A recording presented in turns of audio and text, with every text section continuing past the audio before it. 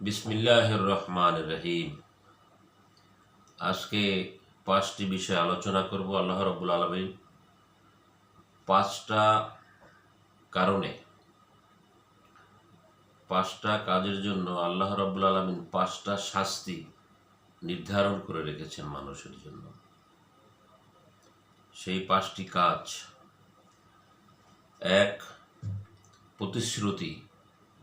যে জাতি বা যেই মানুষ, যেই দেশে মানুষ প্রতিশ্রুতি দিয়ে ভঙ্গ করবে, ওয়াদা দিয়ে ভঙ্গ করবে, সেই দেশে আল্লাহ রাব্বুল আলামিন ওই লোকের উপরে শত্রু চাপিয়ে দেবে, ওনার শত্রুদেরকেই ওনার উপরে চাপিয়ে দেবে।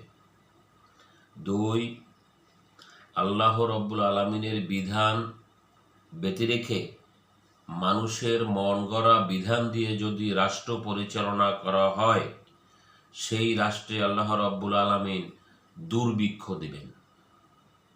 3, মানুষ যদি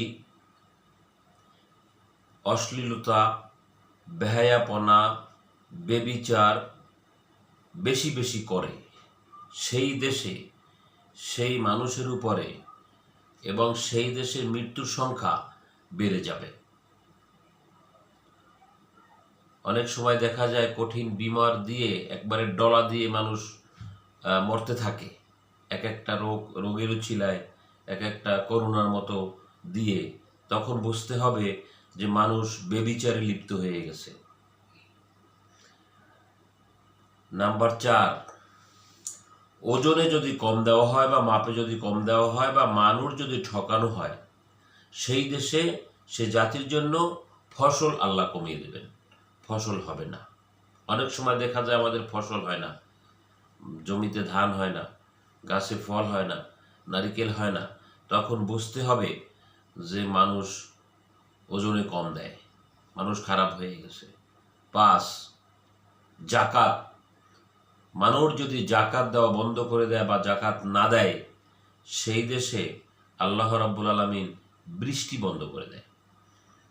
আমরা অনেক সময় দেখি, যেমন গেল বছরই তো আমরা বৃষ্টির জন্য নামাজ পড়েছিলাম, 2 হাত উল্টা ভাবে মোনাজাত করেছিলাম, হে আল্লাহ বৃষ্টি দাও। কত জায়গায় নামাজ পড়েছিলাম, বাংলাদেশের বিভিন্ন জায়গায় মানুষ নামাজ পড়েছে বৃষ্টির জন্য। তখন বুঝতে হবে যে এখানে আমরা আল্লাহর বিরোধী কাজ করেছি।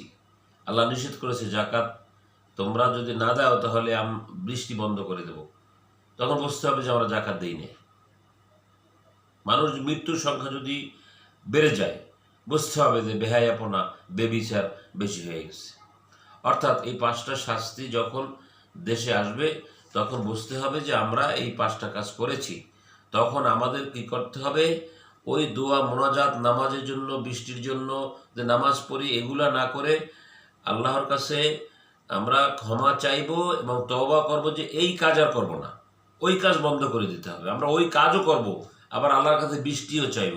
আমরা ওই নিষেধ করা কাজও করব, আবার আমরা মরণ আল্লাহ ঠেকাও সেটাও বলবে, তা হবে না। আগে যে কাজগুলো করতে নিষেধ করেছেন আল্লাহ, সেই কাজগুলি আমাদের বন্ধ করতে হবে। এরপরে আল্লাহর কাছে তওবা করে দোয়া চাইতে হবে, তাহলে আমরা পরিত্রাণ পাব।